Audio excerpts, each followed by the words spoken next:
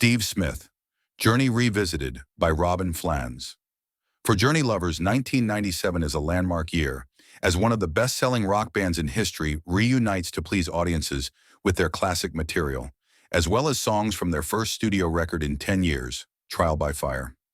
Reprising his role as Journey drummer is Steve Smith, who joined the band in 1978 and was let go in 1985, largely because of musical differences regarding the making of the band's last studio album, Raised on Radio. It was no secret that musical and personal dissension had infiltrated the group. Journey disbanded 2 years later. The past 10 years have been well spent by Steve. He's been incredibly productive, taking part in many outstanding projects, 7 albums and road work with Vital Information, a 7-year relationship with Steps Ahead, albums with The Storm, Shaw, Blades, Y&T, and Italian artists Zucchero and Francesco de Gregori, a couple of tracks on Mariah Carey's Emotion, Jonathan Cain's and Neil Sean's solo albums, the Burning for Buddy project, and tours with Stanley Clarke, Alan Holdsworth, and Randy Brecker. When he's at home in Northern California, Steve enjoys working with local bands, covering a variety of styles such as fusion with Mark Russo, straight-ahead jazz with Mel Graves and Mike Zelber, hip-hop with Alphabet Soup, and blues with a trio called the Russell Brothers. Despite the fact that all of the members of Journey were busy with projects early in 1995, when Sony proposed that the band reunite, it seemed to make sense to everyone involved. To date, Journey has sold more than 45 million albums, with Escape and Frontiers remaining on Sony's top 10 list of best-selling albums to this day. Journey's multi-platinum greatest hits, released in 1989, continues to sell more than 500,000 copies per year, making it obvious to group members that there is still an enthusiastic audience out there ready for more. To Steve, whose larger body of work has been in the jazz field, the reunion is an opportunity to make a good wage, replaying a role that he can now infuse with 10 more years' worth of musical experience and wisdom. "I do some things that make a lot of money," he candidly explains. "I do some things that make a fair amount of money. I do some things that make me very little money, and I do some things that lose money. But all in all, it's a balanced portfolio, and it feels good." Robin: "Are you still practicing like a madman?" Steve: "Yes. I really enjoy the practicing process, so part of my day is allocated for that. It's one of the first things I do every morning after I get up and have breakfast. I'm more focused if I do it, say, around 9 in the morning. Robin: "Until..." Steve: "Maybe noon. I have a lot of great rational reasons for doing it, but the overriding reason is that it feels great. I enjoy it. I see it as part of my job, just like an athlete must stay in training. I don't understand why it's so surprising that I do this. I'm fascinated by the instrument and the music and want to make it easier to play and access more ideas. Also, I feel it is a way for me to help respect, enhance, and develop the potential of the musical gift I was born with." Robin: "Can you elaborate on how you are doing that?" Steve: "I'm constantly readdressing the foundations of what I do." Robin: "Can you define foundations?" Steve: "The basic grip I'm using, the motion that my hands are making, and the path that the stick is making as it's moving through space. The basic physics of holding the sticks, sitting at the drum set with the feet on the pedals, and a sense of balance and centering. If I'm developing something to a specific degree of proficiency, a lot of times I'll hit some kind of wall. The way to break through that wall is to readdress the foundation. It really gets down to, what does it feel like when I play? The less I break the laws, the easier it gets. I am becoming more and more aware of the physical laws and trying to align with them rather than resist them." Robin: "Let's get specific. Tell us something about your lessons with Freddie Gruber." Steve: "One thing that is consistent with the lessons is having everything really settle to the bottom of the beat and having what I play be very grounded and connected to the earth. Otherwise, whatever I play would have a nervous sensation. That's one aspect of it." Robin: "What does being grounded require?" Steve: "It requires that we don't get in the way of gravity, that I let the sticks and the pedal fall and allow them to naturally reach the bottom of the beat. I allow the sticks to touch the surface and play off the surface of the drum, but without going below the surface of the drum. A tap dancer will use his toes and heels to float on top of the floor. He's not trying to drive his feet through the floor. You don't get anywhere doing that, and you can hurt yourself. That's a common way people play the drums. They don't dance off the top of the drum. They play as if what they're striking is inches below the head. It's really important to find out where the surface lies and play off of it. It's also about being very aware of the motion that happens once the stick hits the drum. How does it travel between one strike to the next strike? That motion in between is important. To draw an analogy to a percussion instrument, let's use the tambourine. As we drop the tambourine and it hits our hand, we hear that as an impact, like the drumstick coming down and hitting the head of the drum. But as we move the tambourine away from the hand, we hear the other side of the beat. We hear the release. With the drumstick, we don't hear the release, so we're not often conscious of what the stick is doing in the release. With a tambourine, the release also has to be in time. Both motions must be in time to work. The motion of time and space being equal is the result of respecting the laws. It's difficult and meticulous work addressing this. And this is just breaking down one piece of the puzzle. When I strike the drum, the stick will naturally bounce as long as I don't inhibit that bounce. So I have to move my hand out of the way of the stick to allow it to move through space, and then I have to guide it back down to start the trip back down and allow gravity to take it back down. I don't want to force any of it. I don't want to lift it up or push it down. I want to facilitate its bounce and then its rebound by letting gravity take hold. How my hand moves is really dependent on what dynamic level I'm playing at and what instrument I'm playing. A cymbal, the snare, a tom-tom, whether I'm moving from the snare to the tom to the cymbal. There are so many variables. It takes an amazing amount of concentration to slow down the process to the point where it's meditative. I just have to work with microscopic pieces and watch and adjust my body to the point where I'm just breathing and relaxing. Eventually, when the motions are developed and I get out of the way, it starts to play itself. Every time I go to Fred Gruber to take a lesson, every 4 to 6 months, I'll get a piece and develop it. After I've developed that, there will be even more detail to take it a step further. How can I make it easier and lighter? What I mean by lighter is, when you have less and less resistance, there is actually a physical sensation of the stick being lighter, almost weightless, though the sound that comes out can be bigger and stronger, sounding yet without the effort that I expended, say 10 years ago. That's the analytical practice stage. But when I play the drums in performance, I pay less attention to the mechanics of it because I've spent the time in practice. So it's easier for me to play, and it's more of a creative experience. I feel a new sense of balance and grounding, sensing the bottom of the beat, sensing my body movement on the drum set with increased ease. I've discovered that I don't often break sticks or cymbals.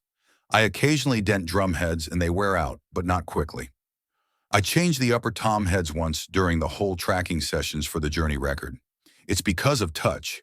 The sticks wear out eventually, but I noticed that without forcing things, I'm not breaking them, which brings up the subject of common injuries. When you're using tension, something has to give. Hopefully your arm will not break.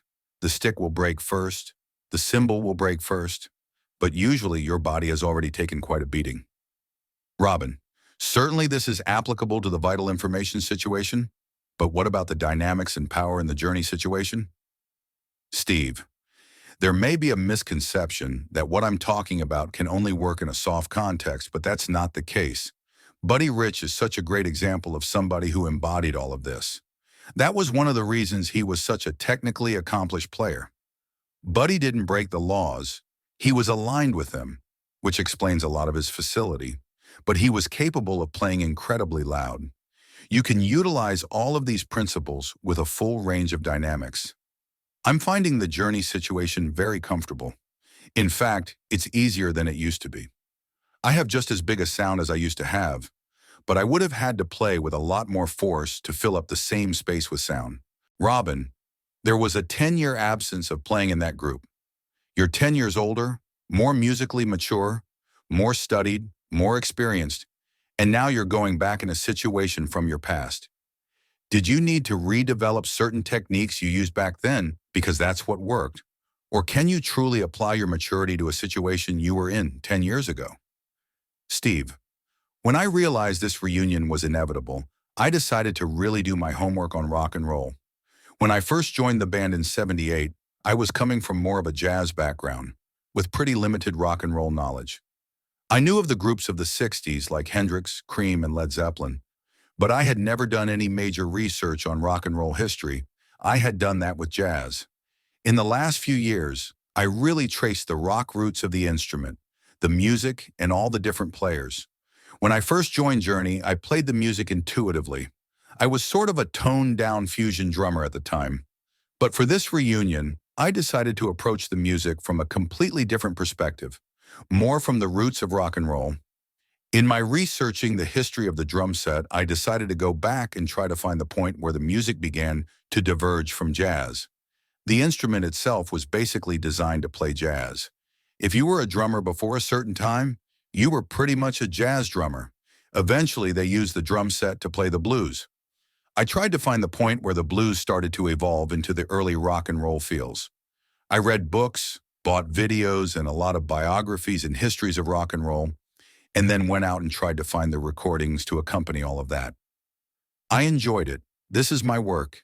If you talk to somebody who writes a book, they do research before they start writing. So this was no different. I really dug into the whole blues thing and found as many of the earliest recordings as I could. Most of them have no drums, and some of them have a washboard. Then eventually there are drums. Louis Jordan and the Timpani Five were called jump blues, but they're credited for creating some of the early rock and roll. Jordan had a drummer named Shadow Wilson, who was a great jazz drummer. Some of the other early breakthrough guys were Little Richard, Fats Domino, Jerry Lee Lewis, and Elvis Presley. And I listened to original recordings and checked out what their drummers were playing, and then found the common threads. Earl Palmer was somebody who really came up as a strong influence as far as all this goes, because most of the early rock stuff came from New Orleans. He was the session player on many of the records coming from there. There's a DCI collection called New Orleans Drummers, and I thought his part was fantastic. I learned a lot about the earliest rock and roll feels from listening and watching him play. What struck me was that nearly all of the early rock drummers were basically jazz drummers who, while doing the studio work, had to come up with parts to fit the new music being played. Thus, rock drumming was born. The one thread I heard with most of the first-generation rockers was that they swung like crazy. It was coming out of swing. It was coming out of a shuffle. If you listen to Little Richard or Fats Domino, it's not an even eighth note feel for the most part. It's a shuffle type of feel, a swinging, swampy feel, which Jim Keltner so embodies and has kept alive through the years. The whole British invasion had to base their music on something, and this is pretty much what they based it on. Rather than going to John Bonham and Ringo, which is legitimate, and I did readdress all that, I wanted to hear where they got their stuff from.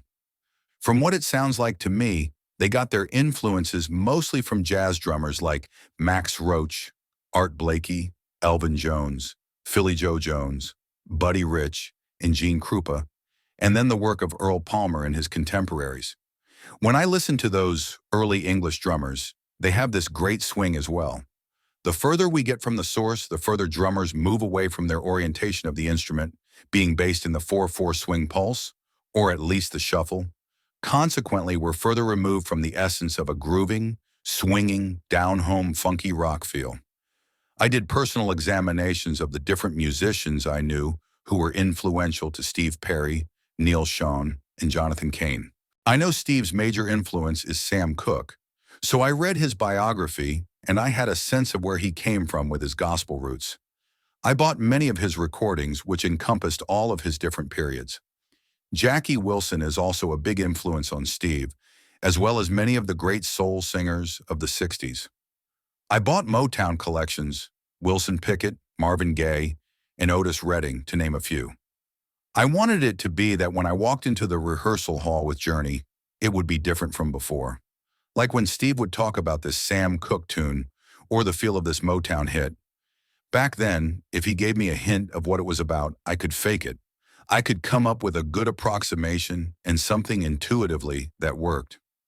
But now I was coming at it more from having first-hand knowledge of what it was he was listening to. It was easier for us to connect musically. It was always easier for me to connect with Neil, with his heavy background in blues and then Eric Clapton and Hendrix and the whole 60s guitar thing, because I was pretty familiar with it.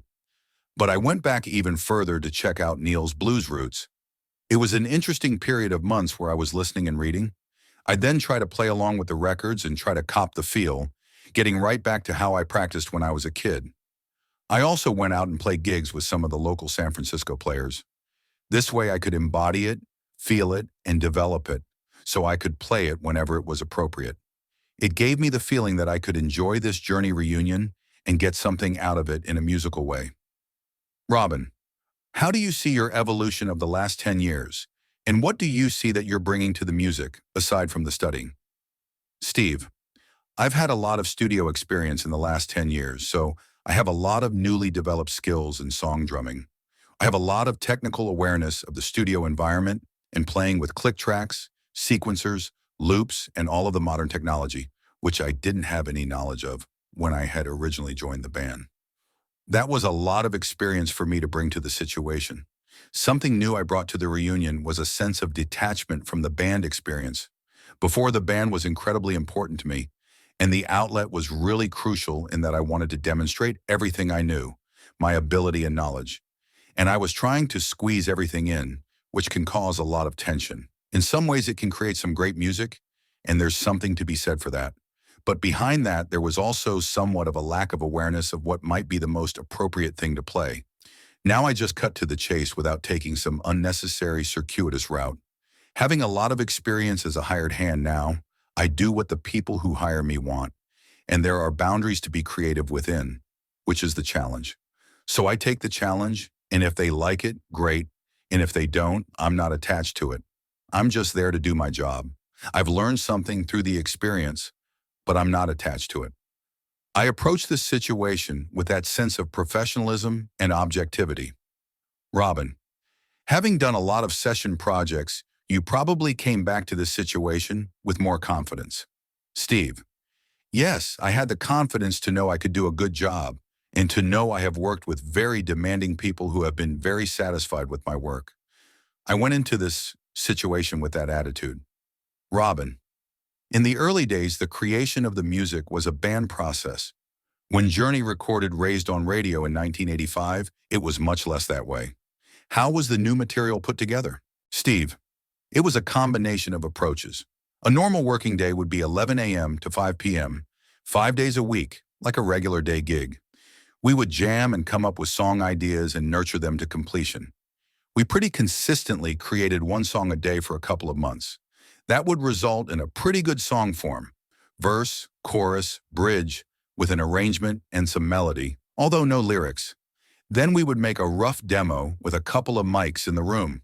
The other approach taken was that John, Neil, and Steve, or just a couple of them, would go to John's house and sketch out some song ideas.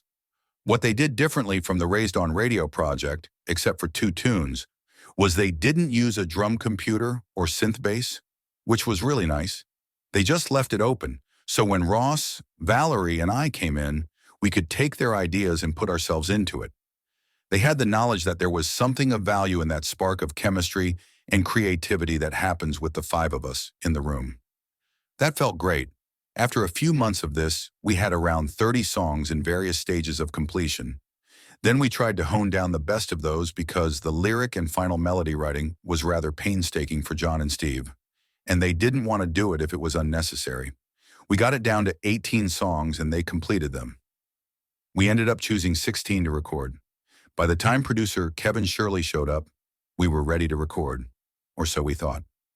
He took a different approach and wanted us to rehearse. All of us had done a lot of studio work while we were apart, and everyone was comfortable with the idea of going into the studio with a pretty good idea of what the song was and focusing on that one song and cutting it. If we had to play through the 16 songs, we really didn't know them. We knew them that one day, but without listening to the demo, we had completely forgotten them. I would write out a sketch of a chart as it went by, so I had my music to refer to, but I didn't have it memorized. He wanted us to rehearse the stuff like we were a young band and get the music to the point where we had it just about memorized and could perform all the songs like a set. That is something we used to do way back when, but we didn't want to do it this time.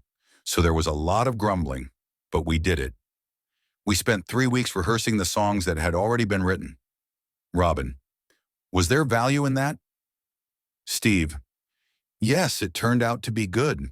We got to the point where we honed the songs even more than they were, and we got very comfortable with them. So by the time we went into the studio, we were going for magical takes rather than trying to learn the song and then trying to get the magical take. We only had to do maybe 3 takes per song, so there was a lot of energy and spontaneity in the performance. We did play everything as a band.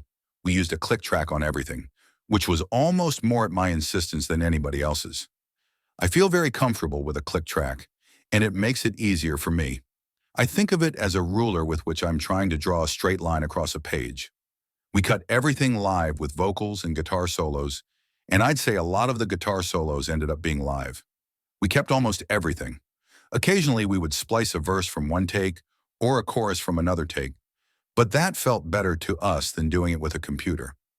Kevin Shirley was trying to capture what he felt was the essence of the band, sometimes against what we wanted to do. But he got his way, and he did a great job producing us. Robin, what things did you resist? Steve, the title track, Trial by Fire, was written to a drum loop, and the guys were saying, let's just cut it to the drum loop, and then Steve can overdub the drums to it. I was fine with that because I've done that hundreds of times. Kevin said no, so we learned the song, rehearsed it, and I imitated the drum loop, but did my thing to it, and it came out better. He really pushed the band toward the live performance thing. Kevin is a very strong personality, and we needed that. Also, he's a musician, and it's the first time we had a producer who wasn't just an engineer-producer. He has musical knowledge, and he's a great engineer, so he got into suggesting different chords and different arrangements, but from a more musical perspective than in the past. Robin, it was probably good to have one ringleader to whom you had to defer. Steve, right. It took the pressure off of us to always have to fight it out amongst the 5 of us. He earned his money. One of the things he did that I was really happy about was insist on there not being fade-outs on the record. Most of the songs really didn't have endings, and we were just going to fade. When it came time to cut the track, we'd goof around a little at the end and have some fun. Thankfully, we created some endings very spontaneously. Some of the endings were kind of wild and nuts, and he ended up leaving everything. Robin, let's talk about some of the specific tracks that might have been more creative or challenging. Steve, Message of Love reminded me somewhat of the drumming I did on Separate Ways. I came up with what fit for that particular song, but it has a breakdown in the middle and drum fills. That one had a particularly exciting fade-out on it, which Kevin kept. That was an exciting tune to play. On One More, I really got into the sound of this new Zildjian cymbal combination called Trash Hats. There's a little 14-inch China cymbal on the bottom and a 12-inch top cymbal. It has a really nasty, trashy hi-hat type of sound. I put them up and played hip-hop feels, which really works well. I also use that sound on Colors of the Spirit, which has a sort of slowed-down hip-hop type of groove with a slight swing to it. I use the trash hats in the chorus, and it has a nice feel to it. Castles Burning was a fun track because it's reminiscent of Hendrix and a Band of Gypsies kind of feel, a sort of Buddy Miles or Greg Errico, Sly and the Family Stone type of feel to it. It's got a little hip-hop breakdown in the middle. That one was really fun and exciting to play. At the fade of that one, there's a funky double bass groove I play. You can't hear it too well in the mix, but it was a little groove that Tim Alexander showed me when we hung out one day. He's got some really nice double bass stuff. Then there are a few of the typical Journey ballad tunes on the record, which I just did my treatment to. That ballad thing. Something different I used on this record from any of the other records was my Zildjian flat cymbal. I have a nice 20-inch K flat top ride with 4 rivets in it. I'd bring different things to rehearsal, not knowing what the reaction would be. Who would have guessed? Everyone loved the sound, so instead of playing the hi-hat for the verse on some of those ballads, I played that flat sizzle cymbal. Robin. Listening to the album, I was hearing a little more of a jazz approach. That may account for it. Steve.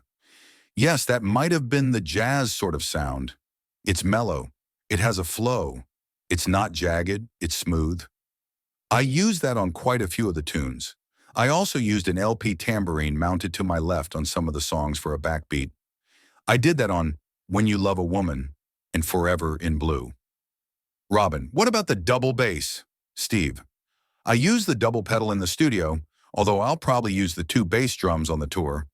The double pedal record's well, so I use that on One More, Can't Tame the Lion, Castles Burning, and I Can See It in Your Eyes, which is only on the Japanese and European release. One other one I'd like to mention is It's Just the Rain, which I love the mood on. That one was written to a drum loop, and the part I'm playing is almost identical to what the drum loop played. Trial by Fire was also a drum loop song. It's sort of a reggae tune that's hidden at the end of the record. It was a tune that we demoed early on in the process, and it had a blues shuffle feeling. We were fooling around with it one day and played it as a reggae tune, and Kevin really loved it, so we ended up recording it as a reggae tune. Robin, you've become very proficient with traditional grip. Did you ever feel you wanted to use matched grip on the new Journey record? And what will you do live? Steve, on this record I played most of the tunes with traditional grip, but I played a few of the tunes match grip as well. With me, it depends on what feels right for the song.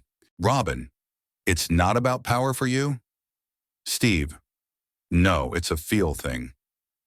I Can See It in Your Eyes, which is not on the US record, was a matched grip tune. The drum part was reminiscent of the Led Zeppelin song Rock and Roll. I could just get more of the feeling I wanted with matched grip. It's Just the Rain, which is more of a ballad, for some reason felt better match grip. On Trial by Fire, I used hot rods and match grip. In Still She Cries, I used a stick in my right hand and an Ed Thigpen brush in my left hand. If He Should Break Your Heart was half and half. The first half of the tune was all match grip, and then as we reached the fade out, I went to traditional grip. It's technically easier for me to play traditional grip. I feel more at home. But there is something to be said for the match grip for a feel. One of the points of all the facility is to have choices. Each angle and each approach has a particular feel, so therein lies the decision. If you think of it in terms of different periods of the development of music, there were particular approaches to the drum set, technically, that worked. So in some ways, to get a more authentic feel to certain roots of a musical sound, even physically approaching it in relation to the grip will help access that feel. If I'm playing a backbeat on a particular song, I'll play traditional grip differently from the way I do when I'm playing straight ahead swing. For swing, I'll have my hand up a bit higher on the stick. With more of an angle, you can get a lighter sound. For more of a rock sound with the traditional grip, the stick will be more parallel to the head, so you get the rim and the full beat of the stick on the head. Robin, how did the group get back together? And what was it like playing together for the first time?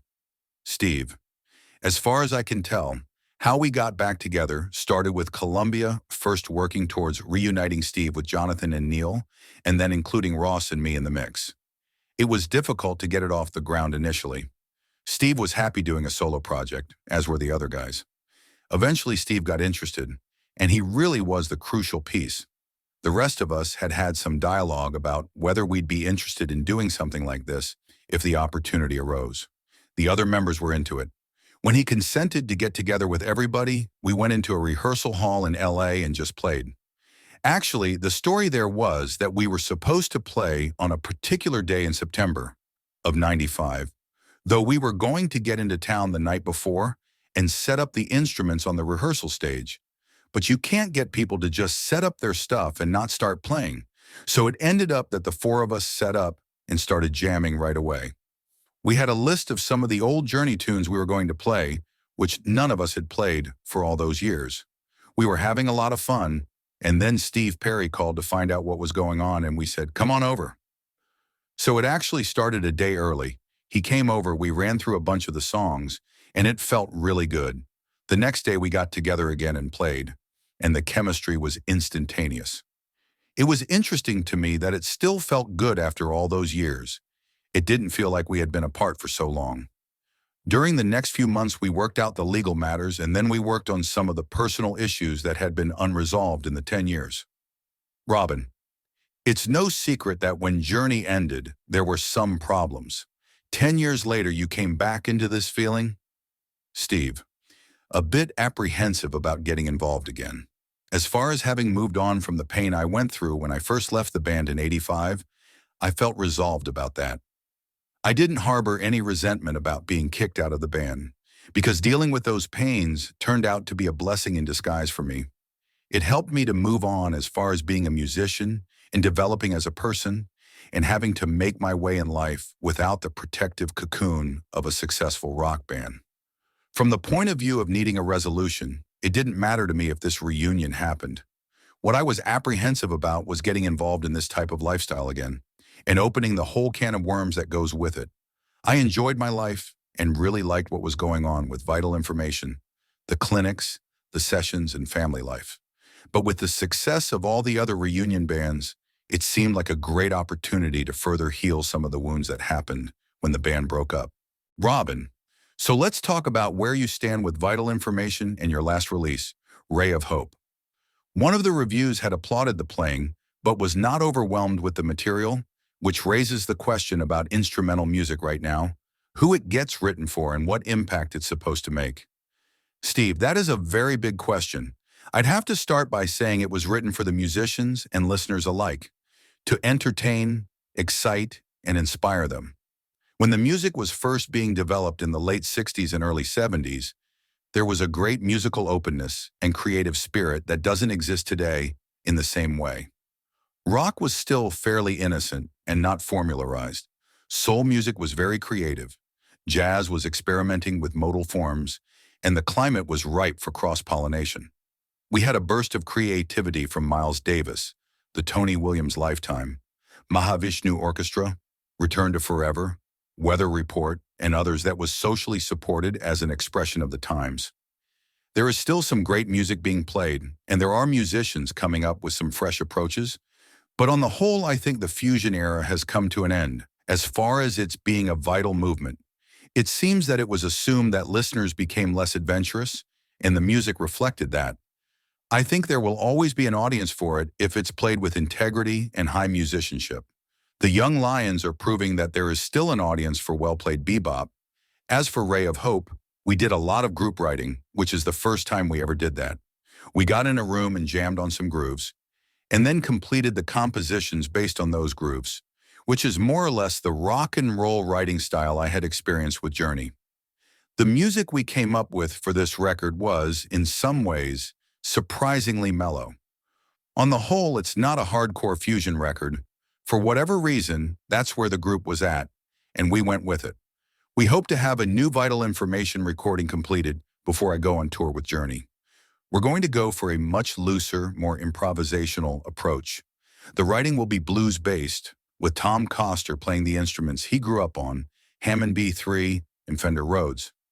Jeff Andrews will be playing a lot of acoustic bass, and Frank Gambaugh will be using his hollow body guitar. I'll be going for a more organic jazz drum sound. We're really looking forward to reinventing ourselves and taking on the challenge of making a statement that is personal and interesting to us, as well as entertaining and inspiring to our listeners.